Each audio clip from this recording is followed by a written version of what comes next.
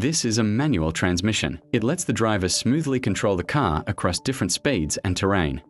Power enters through the input shaft. Before it can reach the wheels, it must first be transferred to a second shaft below at the countershaft. The main drive gear is fixed to the countershaft, creating a permanent connection.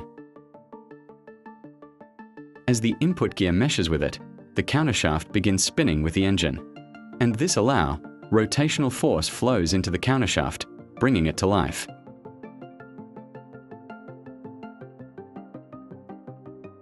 Next, the third, second, first, reverse, and fifth drive gears are installed. Since they're fixed to the countershaft, they all spin together. Now for a clever mechanical trick. Inside the back pocket of the spinning input gear, we install a small pocket bearing. The output shaft slides into this bearing. Even while the input gear spins at engine speed, the bearing allows the output shaft to remain completely still. Needle bearings are then installed, allowing each speed gear to rotate freely. When first gear is installed, it meshes with the countershaft gear and spins freely on its needle bearings. The rest of the speed gears drop into place. Every single gear is now spinning at different speeds, floating on needle bearings while the car remains in neutral. Notice the reverse speed gear. However, it sits still because it doesn't touch the countershaft directly. To bridge this gap and reverse the rotation, we need a special mediator.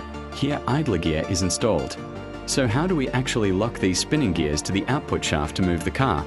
We use synchronizers. The synchronizer hub is splined directly to the output shaft, meaning it always rotates with the shaft. On either side of the hub sit brass blocker rings. Their job is to use friction to match the speed of the gear before engagement, preventing gear grinding. The remaining synchronizer hubs and blocker rings fly into place along the shaft.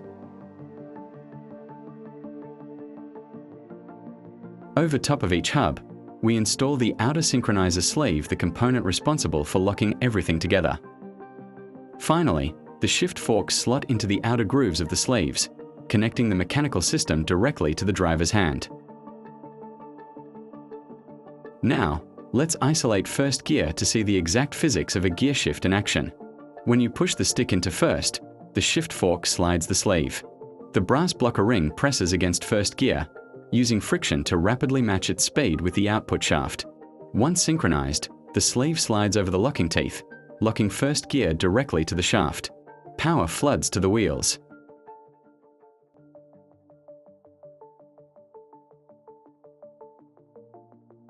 Shifting to second gear disengages first, moves the sleeve to the opposite side, synchronizes second gear speed, and locks it to the shaft, delivering a higher speed ratio.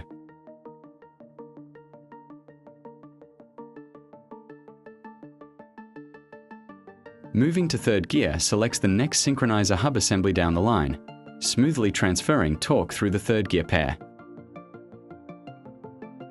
Fourth gear is unique. Instead of routing power through the countershaft, the sleeve locks the output shaft directly to the input shaft. This creates a 1:1 direct drive with maximum efficiency. For highway cruising, fifth gear engages an overdrive ratio where the output shaft spins faster than the engine itself, saving fuel. Engaging reverse slides the final sleeve into position. Thanks to our idler gear inverting the drive direction, the output shaft spins backward, reversing the car's motion.